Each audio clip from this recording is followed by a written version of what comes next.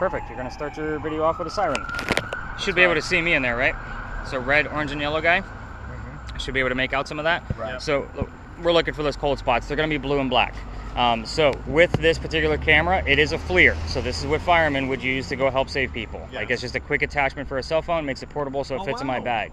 And unfortunately, we're on a downgrade for this. Somebody broke my upgrade. I'm still waiting for the insurance to pay for that so I can get the new one coming in. But with this one, those blue and black areas, I want them to either take shape or to start moving on their own. So when I say take shape, I want a head, shoulders, moving arms and legs. You guys are getting the point. A full-blown blue person walking towards us. So with this, we're always going to have blue and black in there. I'll just kind of point it out this way because glass and windshields are always going to be colder than the ambient temperature, just because that's the way it works. Very cool on this guy. Again, I like to give you guys stats about your gear as well. So imagine I do this 5 to 7 nights a week. So I'm doing over 200 investigations a year. So the stats for this is I capture about 4 to 5 pieces per year, not per episode. Okay, and again, that's 110%, put my stamp of approval on it, of what we're gonna capture. Do I have a couple of dozen where I'm like, yes, a couple of dozen, not like the SLS where it's like dozens upon dozens. But this one is super cool to watch and super cool to learn about thermodynamics with, because then you're gonna be like, oh, what's that little blue area moving across the way? Because it might just be a blue dot moving across, we never know. We've seen that before too. So Todd, that's gonna be your start and stop button. I'm gonna stop the video, just point your camera to the ground. But again, by the way, this is where I start withholding information for the two of you on purpose. So I'm not going to be giving you questions like what color is George Washington's whiteboard, like what we did over there. I'll be giving you, obviously, some focus questions. Cover the history. We're going to spread out a little bit. I'll take a few notes, regather stuff, and give you all of the answers to show you how it all ties together. Fair? Here's how this place goes. This used to be the Eliza and Charles Pinckney Mansion. Yes, exactly. So it looks like Steve actually knows exactly what I'm talking about. So their mansion sat in the front of this space facing East Bay Street. Eliza's garden was lined up with 5 Church Restaurant over there and came all the way across. And we are standing in the servant and slave quarters for the home. That's the layout of the land. So who the hell were these people? Eliza and Charles had a son named Charles. They had a nephew named Charles. That's 3 Chucks, in case you weren't paying attention. The son and the nephew were signers of the Constitution for South Carolina. It's a big deal for us, but I hate politics more than all of you. We're going to move on to Eliza, which, by the way, the 3 different Chucks, why I point that out is because now you know why we look for secondary clues. So in the event that Kayla hears the name Charles, hopefully you're going to get the clue as to which one it is. Kind of see the point? So Eliza, that's where we've got some people coming by. You might want to lower that. Take it straight ahead.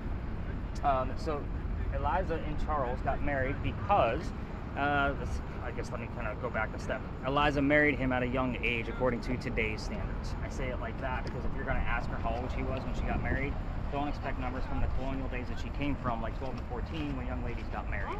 So think of, obviously, today's standards, because the husband was over double her age when they married. It was kind of a weird age gap then, it's a weird age gap now. So kind of putting that out there. You get something? I got a full point. That's your big basic. So I'll be writing that one down.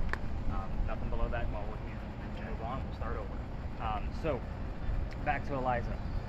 She married him because her father was over in England and his father thinks he's dying. So, Eliza didn't believe he was dying, so she stayed put right here, got married. It's 1744. You do not get married in that particular year to get a green card because we are not a country yet. So she did marry him out of love. This is a true love story, if nothing else. There's nothing horrific about this location. If anything, it's a place of respect. But she was correct. Dad did not die right away. Instead, Dad is sending her gifts from England to where you're standing. One of those gifts happens to be the plant seeds of indigo. Indigo is a plant that makes your blue jeans blue. You're wearing it right now, because that's how we use it. Look at her, like, modeling everything. So when Eliza got her seeds, she had no idea what to do with it. She learned from her servants and slaves how to keep it going. It's obviously not hot here all the time. Learned how to make the dye, then basically moved it to a cash crop and got a hold of her dad and told him that the rice plantations were going downhill. They were going to make a killing with the indigo. And now we have an international businesswoman during colonial times. Something absolutely unheard of. Now, that's the boring business stuff of Eliza. Let's get into the weird shit, because that's why you guys are here. So the focus questions I'm going to throw at the two of you. So Kayla, we're going to start with you. And you don't have to say these things out loud. There's no right or wrong way to do this. And I'm here every night. It's not like Eliza doesn't know what information we're at. Okay, so you're going to be focused on her death. So the 4 major questions that we get answers to are how old she was when she died, what she died from, where she's buried, and which president was a pallbearer at her funeral. So I know you're 18, but you know what a pallbearer is? Okay, perfect. So sometimes I meet teenagers and they have no idea because they've never been to a funeral. So it's going to be your 4 majors. And then with yours, 10.0 and a 4.4. Write this down before I forget them. So your focus is going to be on the mansion. It's not here anymore. There's a white truck parked where it used to be. You're going to be focused on what the hell happened to it, and if we get the what, oftentimes we get 2 or 3 numbers from the exact date of when that tragedy occurred. So, and those answers can come up anywhere. It can come up on the audio from Todd's camera, my audio from the voice recorder, or even Taylor's device. So even though you're asking the question, any one of us can get those answers. So that's why, Taylor, you're going to tell me all the silly things that you're hearing. Have you heard anything at all yet? Music lyrics. But tell me what the lyrics are. Just heard Benson Boone. Well, I don't care who. It's a matter of what the lyric is. Because our colonial ghost has no idea who that is. So it's a matter of, and I get that all the time. Well, I just heard Taylor Swift. Well, guess what? Eliza has no idea who the hell she's not a Swiftie. Like, so it's about, did you hear Shake It Off? Did you hear I'll Write Your Name? Like, it's one of those things. So if you hear lyrics, just say it. Like, if you hear it, just say it. You never know what's going to stick. Could be a 4.4 and a 10.0. Yeah, you have that thing on record, which is super great. So basically, we're going to take a few laps around here and kind of see what goes on. I'll take some notes of what you guys were capturing. Any other words show up on that guy? Nothing really. There was Finance. Finance and then verbal. Spending and international. Spending and international. There we go. See? Now you're on the right track. If somebody's trying to sell you a Toyota on a commercial, tell me you heard the word Toyota. Okay. bulbs. There's that. Does this go? Which way does this So go? the new words go at the top. Ah, okay. The oldest word at the bottom. So well to these guys. Oh, yep. Definitely find out well to stand.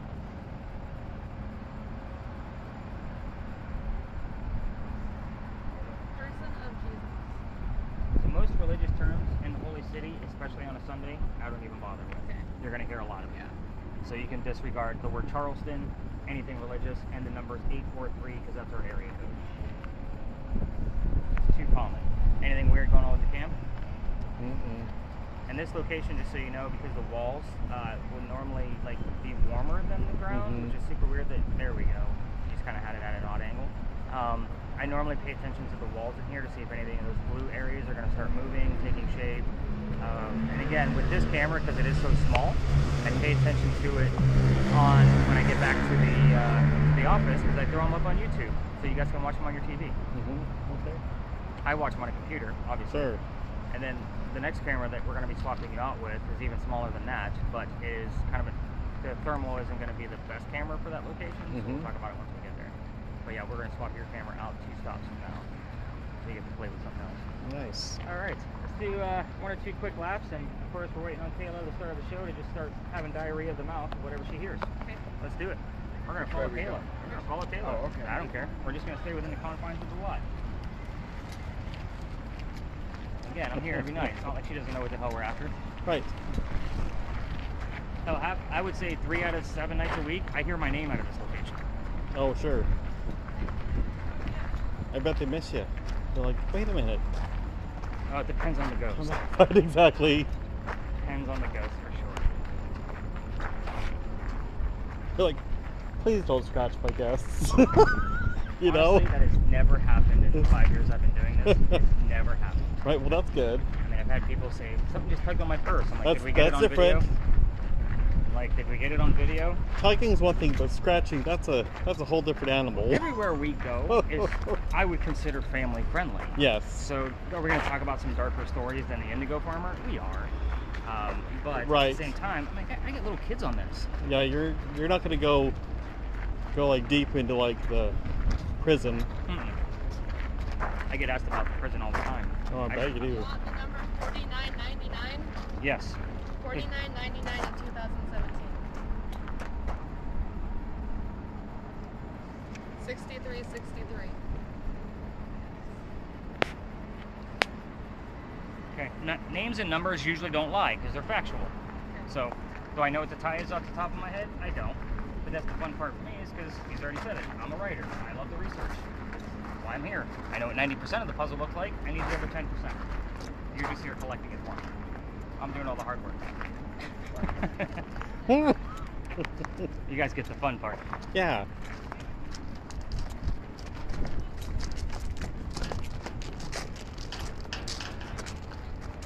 Wow, look how she's like speed racing. Oh, Like, I don't normally see people walk this fast. Oh yeah, she's at speed. She likes to walk fast.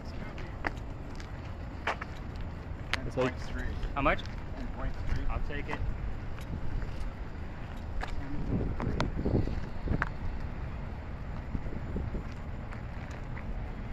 I'll just let her go ahead and take your laps, guys. I mean, I don't need to follow you. yeah, it's like with the camera here, it's kind of like you kind of need a, Nice still shot. yeah. Well, the upgrade is a significant difference from that one. It's the same company, a FLIR, but Sure. huge difference. It has different features to it, so I can't wait to get that back on the tour again. It was just horrible timing, like right when it happened during spring break. But you know how insurance companies can be. You know, you gotta wait. Oh wait, yeah, wait. they'll take their time. Oh yeah. You know, They'll take their I'm time. talking about like a $400 camera. That's the size of what is that thing? 2.5 inches. Right.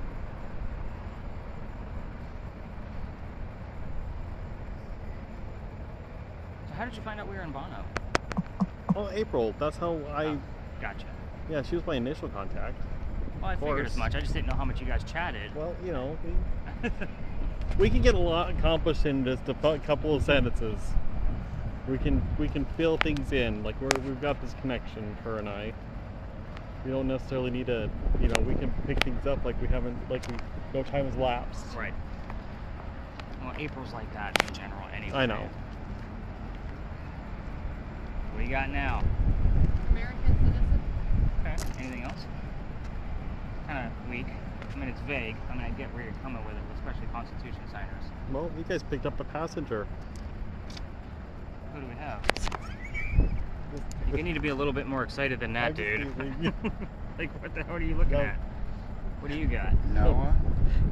Beyond sign. Beyond the sign. 'Cause that's how it would have came up, was the phrase beyond the sign. So we don't know who it was.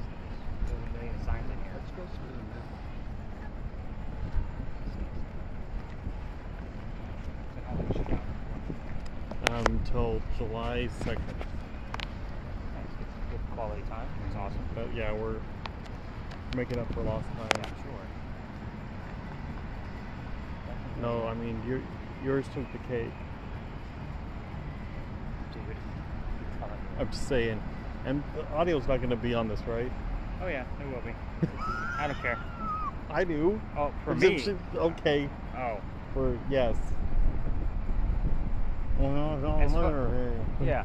Well, in my case, like, I don't care what the hell's on this audio. My ex isn't looking at this stuff. I don't care. And my cases are over. Like, mine are all done. I got. Okay. Initial pause. What do we got? This is perfect pickup. Perfect. Steve, anything come up on your numbers or words? Well, I got up to a 7, but over by the I'll truck. take a little 7. Just sign. That's it. Da-da-da. Noah beyond sign.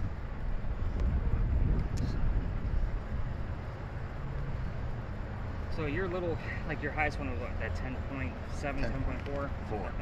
So again, the average for this location is between 18 to 22. So Is that right? Yeah, Okay. so for this, I mean, again, a 10 is still pretty high for most other outdoor locations. But I've been coming here for years, so if I see numbers that low, I kind of have to call it. Like, there might not be a whole lot going on here, or she's just not vibing with us at all. So again, it's just that kind of mentality. So I do want you to continue to listen, but I think it's time to like reveal all the answers and kind of wrap this one up. Like this one's going to be super short, unfortunately, just because I don't feel like there's anything going on here. Right. So we didn't get anything from the camera that he saw in real time. Of course, we'll spot check it and see what we got going on. And you're missing things in real time. It's fine. Most people suck at this when they first get it, and you're going to get better. So that's kind of the whole point, is practice makes perfect. So as by the end of the night, I'm literally going to be like, hey, look, calm down. Like, let me get through the damn history. And that's kind of how this works. And some people have, like, they don't hear anything all night long. And I'm like, thank the gods we recorded this. So that way we're going to at least have something by the end of the night. Because again, I do use 2 of those, but only one of them I keep on the records. Because again, most of these tours go between 2.5 hours. I'm not going to give somebody 5 hours of white noise and radio chatter. No. Like, that's crazy. Like, that takes me forever to go through it. You know, I'm not going to make you guys do it. Answers. It's going to go through. You can hit stop on your camera. Okay. Grave piece. Another theory. The church may have allowed the family to mummify him and keep him in a tomb right here in the home, waiting for mom to pass away so he could be buried with her.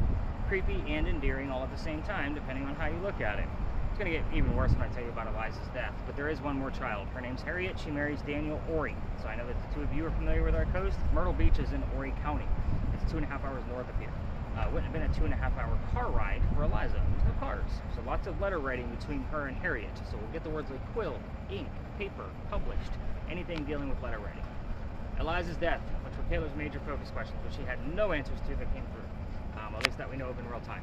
She was 70 years old when she passed. I'll point out, I don't know how much you know about colonial days, that's a long time for somebody to be alive back then. So she died in 1793 after she was going to Philadelphia trying to figure out what was going on with her health-wise, and it turned out to be breast cancer. We didn't know what that was in 1793. We're going based off of her medical records now.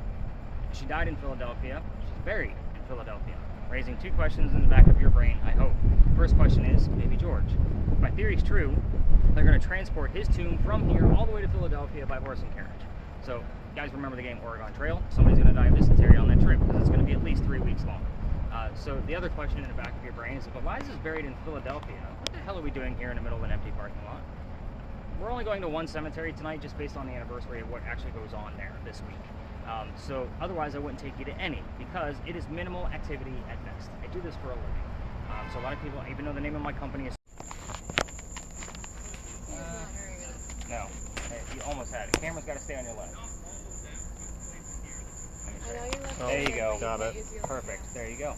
Got it. What did you say my best baseline was? 8? 8. So it's only because it seems like I'm supposed to go up to about a 7. Right. So this used to be called Jewelers Alley. It's called Philadelphia Alley now. Easy for me to remember because that's exactly where Eliza's buried. So we've got a lot of things tied to Philadelphia in here. But anyway, he's telling the same story. You guys got the point. Let's get through this one. This guy follows me around. I was actually going to take this out of my route, by the way.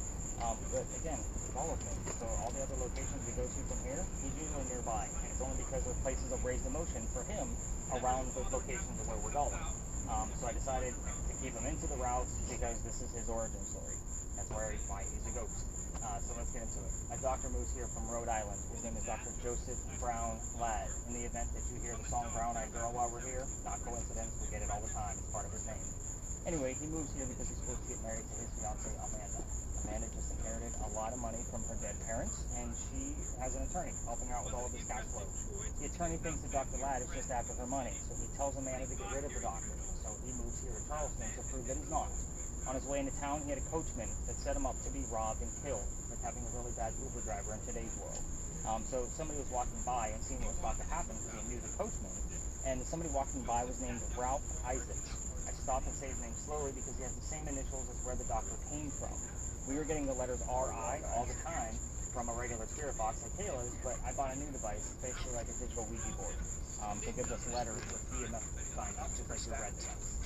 So we've had the letters R.I. show up about 7 times in the year that I've had it. So, and it's only when I bring up Ralph's name. Moving on. Ralph tells the doc, dude, I know this guy. He's going to try to kill you. Come with me to 59 Church Street. You're going to rent a room from these friends of mine and you'll be safe and good to go. Well, the doctor took him up on the offer and they became friends.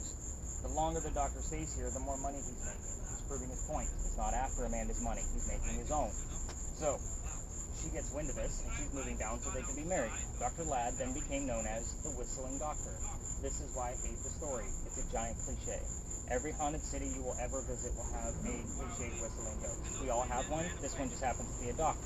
So why are we in Jewelers Alley? Let's get into that. Doc and Ralph go see plays together. They can't sit next to each other because the doctor makes more money. That's the hierarchy of Charleston.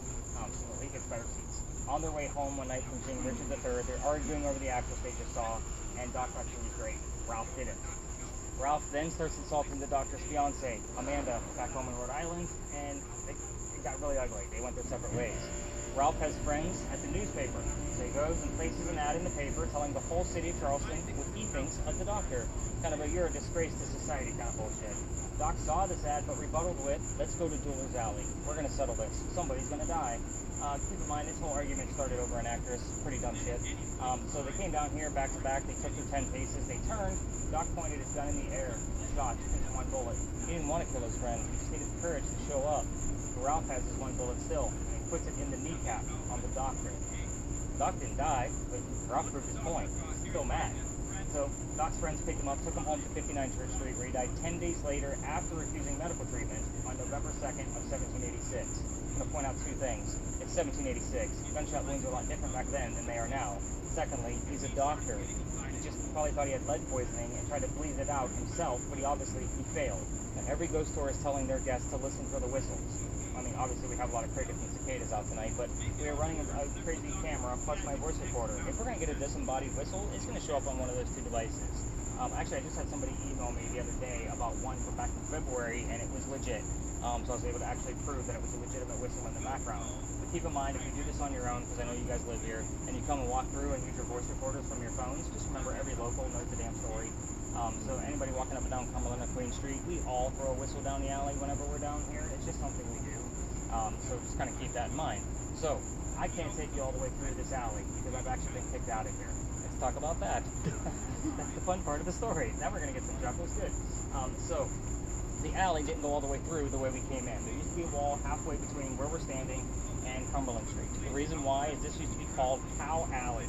This is where they kept all the livestock for the city of Charleston. So I'm telling you this because the bricks down on the other side by Queen Street are older than the ones you're standing on. Because it started off down there and just got bigger over the years. So with that, the bricks on the other side are sun-dried bricks from slave children. There's a full handprint from a slave child in one of those bricks, fingerprint swipes and others. And I used to take my groups all the way through for a history lesson because there's nothing paranormal about it. You already know how I feel about graveyards. I'm not taking people there because that's the last place you're going to find that kid with paranormal activity. So, November 26th, 2020. Took my entire group down there, group of 10. They're all huddled around that brick, waiting for something to happen. I'm trying to shoo them along because we're also standing outside the window of the beautiful mansion at the end of the alley. I'm just trying to be respectful. I didn't realize we were out of bounds for tours. So, London was on the tour that night. She thought it was great. It was hysterical because Dad's getting yelled at. She was all about it. I mean, this guy come out screaming his head off. We just moved on. The next day was Thanksgiving, and I normally joke around with my guests that I used to work for Walmart in upper management, and you guys like to fight over towels on Thanksgiving, and you scarred me for life. So I don't work on Thanksgiving. So the next day was the 28th. I called my partner that you knew about, and I told him what happened so I could try to figure out what to do next. The rest of my route was that way. He's laughing at me just like London did, and he said, dude, you're only allowed to go down halfway, which is basically where that tour is right now. That's the cutoff point because it's residential beyond that. So I had to kind of basically tell my group, I don't believe in the next story because I'm into vampires, not pirates. Well, by the way, we're not doing the pirate story tonight because we're monitoring that location now. It is kind of like that 50-50 or tours allowed to cut through there or not. So everybody's been just staying clear of it. So we're going to a cemetery where there's an anniversary or something going on with that right now anyway. But anyway, before we left the space, I didn't tell them which pirate we're going to be investigating, but somebody with a spirit box heard the name Anne. Again, I don't know what's going to be happening at all, and I'm not a big person on pirates. So the whole story was around Anne Bonny, was the whole tale that I told. So I was kind of like impressed that she heard Anne that particular night. And then we get around the corner, I told them what I did know about Anne Bonny here in Charleston. Somebody else with a spirit box heard the number 300. I didn't know what that one meant. I wrote it down. I did the research. We were there November 28th of 2020. Anne Bonny's trial for piracy was November 28th of 1720. We were there on the exact 300-year anniversary of her pirate trial. I was kind of pissed. Yes. Probably the wrong Bonnie, but if I don't say anything, then I will not know. But my Bonnie lies over the ocean, my Bonnie lies over the sea, my Bonnie lies over whatever. So bring back my Bonnie to me, bring back Yeah, my I know the Bonnie song. to me. What Bonnie was that one? Not Anne Bonny. Okay. I don't know which one that Maybe is. a cousin? Probably not. Probably not. I don't know Okay. that there's a relation at all, to be quite honest. Okay. Because I know the Beatles redid that song. That was late 80s. Yeah, I guess you're right. 57, 58? Yeah. But the original song I want to say was written in the 40s, if I'm not mistaken. I just don't know by who or who the hell it's about. But yeah, I see where you're going with it. Yeah. But I was actually pissed off about the Anne Bonny bit in general because I didn't want to do pirates. However, because the problem with pirates for me is as a writer and somebody who went to school for writing, again, what my degrees are in, whenever I'm doing... It sounds like a ripoff. I mean a ripoff. Piracy? It is, Pirate? yeah. Well, not only that, but pirate stories are like, I see where you're going. Come on, play with me I here. guess where's my sense of humor now, right? Yeah, I'm trying to take your task. He's like this all the time. So, a few times I have met him. This is what he does. Yeah. We banter. as a writer, pirate stories come from pirate lore, which was written 100 years after the golden age of piracy, the days of Blackbeard. It's a problem because nothing is factual. That means I have to read more books to verify information of all the shit that my guests were finding. I've read more books on pirates than I've ever wanted to in my entire life. Watched more documentaries, and I played more video games on pirates than I ever thought I ever would. That's what I've done with anal. Yeah. Continue on.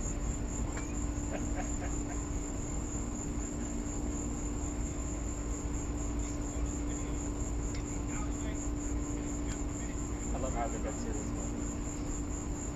So, where are we going next? I'm going to be swapping out his